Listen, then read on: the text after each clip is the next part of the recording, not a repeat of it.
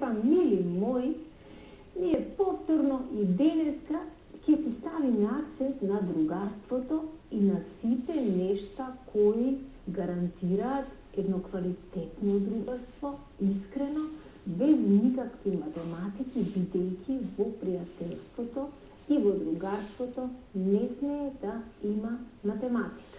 Значи нема ти мене толку, јас тебе толку, туку ако со некое дете, девојче или другарче ние одлучиме да дружиме, тогаш не смееме да мериме кој кому колку дал и кој кому треба колку да врати. Значи или тоа го правиме со цело срце искрено, или тогаш воопшто да не го правиме. Значи нема тука математика. Еса, да се разбереме. Не дека вие не тоа не го знаете, туку јас сакам да ви кажам колку е важно уште од најмали нозе, додека сте мали дечиња, да си направите здрави патеки за тоа како во иднина да бидете личност која сите ќе ја сакаат, сите ќе ја почитуваат и се разбира ќе ја респектираат. А доколку таа била добар другар како дете, тогаш не може да биде лош човек кога ќе биде возрастна личност. Ајде да се навратиме и да се подсетиме на 4 најважни правила во другарувањето.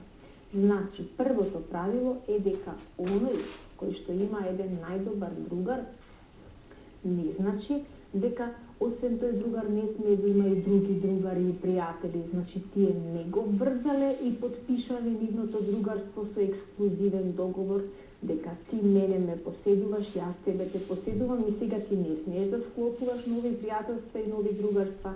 Значи, никогаш на вашето другарче или другарка не му го ограничувајте правото да создава и да шири и нови познанства и нови другарства. И немојте да се лутите ако тоа утре ви каже леле кој што запознав една другарка, таква, ваква, онака, да видиш колку е добра, да видиш колку е интересна.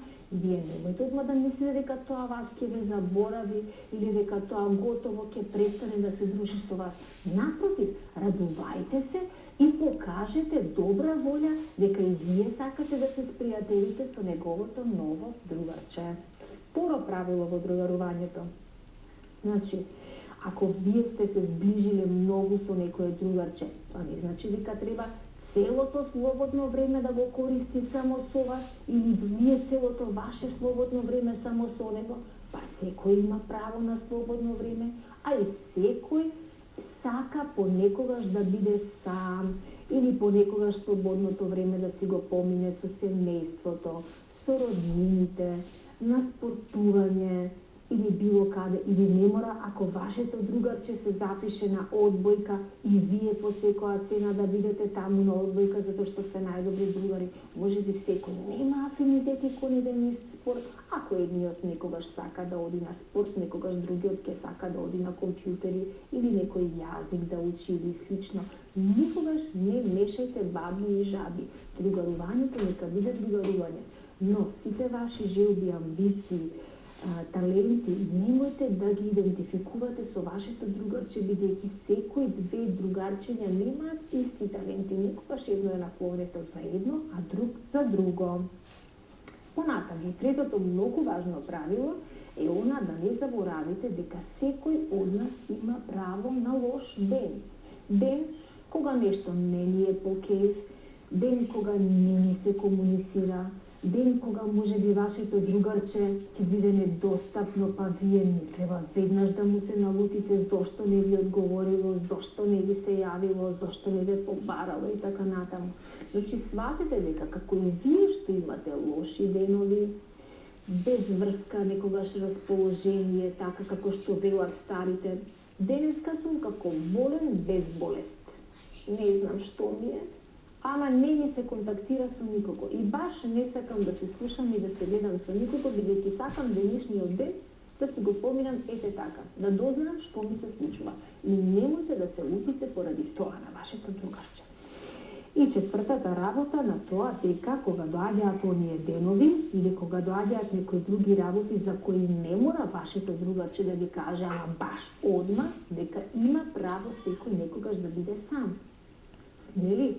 Бидејќи, како растете во животот, така ќе дознавате дека потребно е некогаш од време на време секој од нас да си направи средба сам со себе си. Да не биде толку многу секогаш обкружен со друштво, со луѓе, со гужви, току некогаш е потребно да застанеме и да се запрашаме, чекај што правам, како правам и дали тоа што го правам исправно или може би грешам понекаде. Затоа, ако вашето другарче ви каже денеска сакам да бидам сам, почитувајте го тоа. Немојте веднаш да се налутите и да мислите дека вие некаде сте грешили нешто.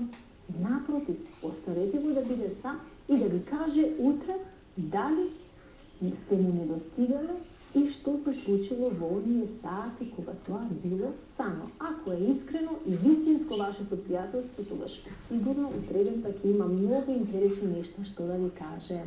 Ете, мои другарчиња, тоа беа 4 многу важни правила кои треба да се почитуваат во другарството и бидете широки. Никогаш немојте веднаш да се лутите, туку почекајте го вистинското време за да разговарате со вашето другарче.